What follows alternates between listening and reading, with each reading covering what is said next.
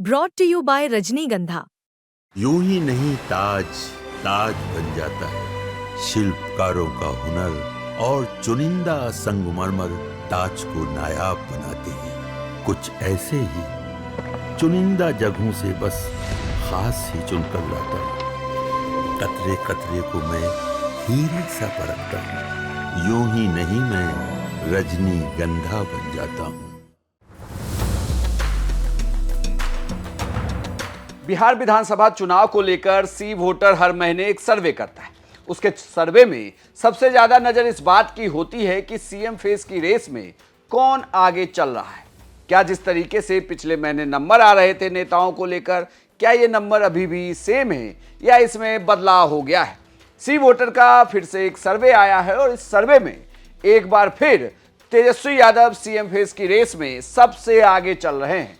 वहीं दूसरे नंबर पर कहें तो प्रशांत किशोर, जो कुछ महीने पहले ही दूसरे नंबर पर आए थे, लेकिन उनकी फैन फॉलोइंग या यूं कहें कि सीएम फेस की रेस में वो जबरदस्त उनके नंबरों में उछाल आया है।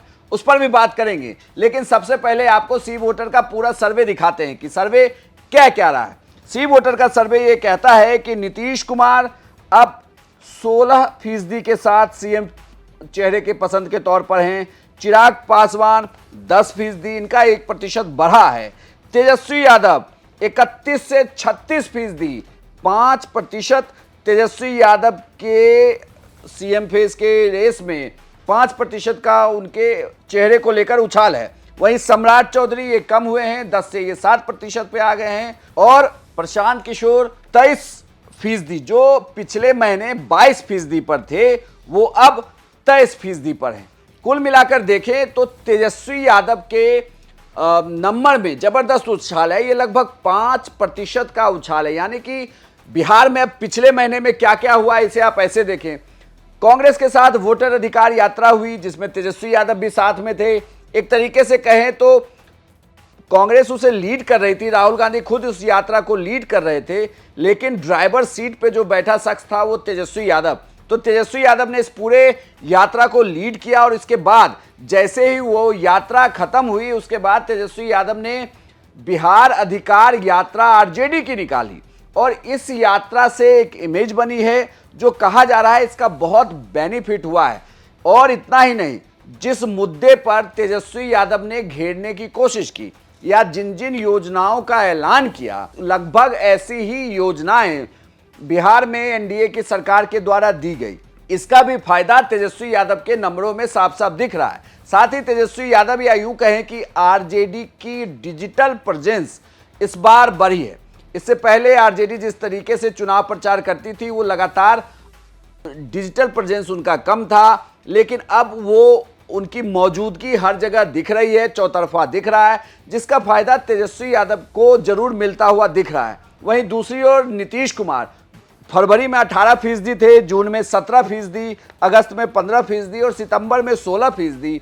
यानी वो भी अगस्त से सितंबर में उनके नंबर बढ़े हैं। वो इसलिए बढ़े हैं कि पिछले एक महीने में लगातार बिहार में ढेर सारी योजनाओं का ऐलान हुआ जिसमें लगातार लोगों को कैश ट्रांसफर किया गया उनके खाते में। तो इन योजनाओं का फायदा जैसे जैसे पहुंचा और लगातार एनडीए की तरफ से भी पार्टी ने इन्हें चेहरे के तौर पर प्रोजेक्ट करना शुरू कर दिया है, तो इसका फायदा भी नीतीश कुमार की इमेज को मिल रहा है और नीतीश कुमार फिर से एक बार अप हो रहे हैं। हालांकि ये ट्रेंड मामूली 1% का है, तो वो 15 से 16% हो गए। चिराग पासवान भी 1% बढ़े हैं, लेकिन रेस में नहीं। वहीं जो दूसरे शख्स जिनकी चर्चा वो है प्रशांत किशोर। प्रशांत किशोर फरवरी में 15% थे, जून में 16% थे, अगस्त में 22% थे और अब सितंबर में वो 23% हो गए। हालांकि तेजस्वी जैसी उछाल प्रशांत किशोर में नहीं दिख रही है, लेकिन प्रशांत किशोर में ये उछाल जून से अगस्त के बीच में हमें दिखी जब वो 16 से 22% तक आए। लेकिन अब वो जब सितंबर का महीना हुआ, जब सरकार ने अपनी योजनाओं का पिटारा खोला, कांग्रेस ने आरजेडी ने अपनी यात्रा की, तो इन सब यात्राओं और इन योजनाओं के बीच प्रशांत किशोर का ग्राफ बढ़ा तो है, लेकिन महज 1% से बढ़ा है और अभी भी तेजस्वी यादव सीएम चेहरे के तौर पर नंबर 1 बने हुए हैं। यानी कि उनका असर लगातार है लोगों के बीच, उनकी एक तरीके से सीएम चेहरे के तौर पर पसंदगी बढ़ी है। अब देखना होगा कि जिस तरीके से लोग उन्हें मुख्यमंत्री के पसंदीदा उम्मीदवार में नंबर 1 पर रखते हैं, क्या बिहार विधानसभा चुनाव में भी ऐसा ही असर होगा? आपकी क्या राय है, हमें कमेंट बॉक्स में लिखकर जरूर बताएं। और बिहार की तमाम खबरों के लिए आप देखते रहिए सिर्फ बिहार तक।